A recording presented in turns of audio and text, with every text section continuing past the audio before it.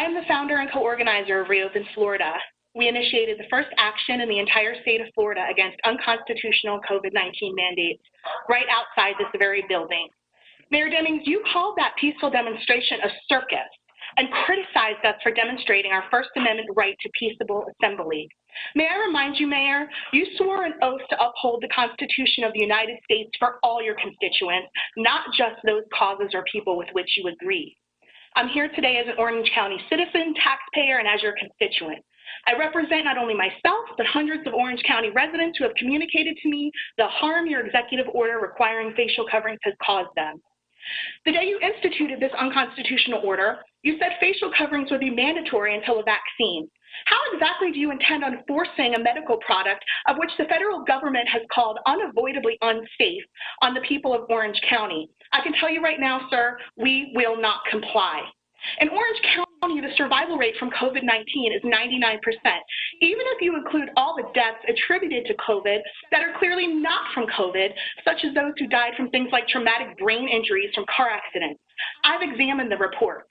Why are Orange County medical examiners labeling these as COVID deaths when these are people who clearly died with COVID, but not from COVID?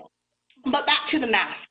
You justified your executive order by citing an 11% positivity rate. The positivity rate in Orange County currently sits at 4%, and I can promise you, Mayor, it's not because of homemade masks or any masks at all. You justified the executive order by citing increased hospital visits. Well, 25% of beds are empty in Orange County, and your own government website states that hospital bed capacity is able to be increased if needed. Your executive order directs businesses to refuse entry to people for not wearing masks, which is discriminatory, whereas that same order states that businesses are required to honor exemptions in Orange County. But businesses in Orange County are not honoring exemptions or discriminating against people. Do you support discrimination based on medical or sensory considerations, Mayor? For the record, I encourage anyone who values their freedom, who does not believe it is the right of Orange County government or any government to deprive its citizens of their inalienable right to breathe unobstructed, to conscientiously object and to not comply to this unconstitutional executive order. And on behalf of the free people of Orange County, we demand that you honor the governor's decision to not mandate masks and rescind your unconstitutional and unnecessary facial covering order immediately. Thank you. We are dealing with economic and financial destruction, the closing of small businesses, psychological trauma, unemployment, and the loss of liberties. All over what? A virus with a 99% survival rate? You would think after the mass testing that we've done and the plummeting mortality rate, finding out that so many more people have this illness and they're having little to no symptoms. This shows us that it's not as deadly as we thought it was. It's not as deadly as we've been made to fear. You would think that after the CDC announced only 6% of the people that died from coronavirus actually died from it. The other 94% died with it. So what does that say? How are we actually counting the deaths? I can echo what Dr. Birx says from the White House press conference.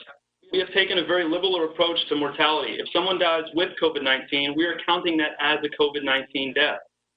So why is that? I mean, let's imagine a virus so deadly that we have to beef up the death count in order to make it seem like it's deadly and dangerous. Imagine a virus so deadly that you have to be tested to find out that you have it. Imagine a virus so deadly that no one is dying outside of the hospitals, only on ventilators. Enough is enough, and we need to be asking these important questions. It's clear that healthy people do not die from this disease. Increasingly older people with 2.5 comorbidities per the CDC is who dies from this disease. And why are we counting motorcycle accidents, accidental suffocations, random deaths that are being counted as COVID? This is a problem, and this is misleading, and this is skewing the numbers so that you can cling on to these unconstitutional and immoral measures that you've placed on our community. You've divided our community. We're walking around the grocery store. I feel like I'm in a dystopian nightmare. There's a strange intercom. There's tape on the floor. I mean, what is this world that we're creating? Again, for a virus that kills increasingly older people with comorbidities. We are freaking out over something that is as dangerous as the seasonal flu. Oh, but the deaths are at 100,000, 150,000. No, they're not. The CDC said only 6% of those people died from COVID, I repeat. That is 10,000 people, ladies and gentlemen. And over the million people that we have in Orange County, only 450 have died with possibly coronavirus.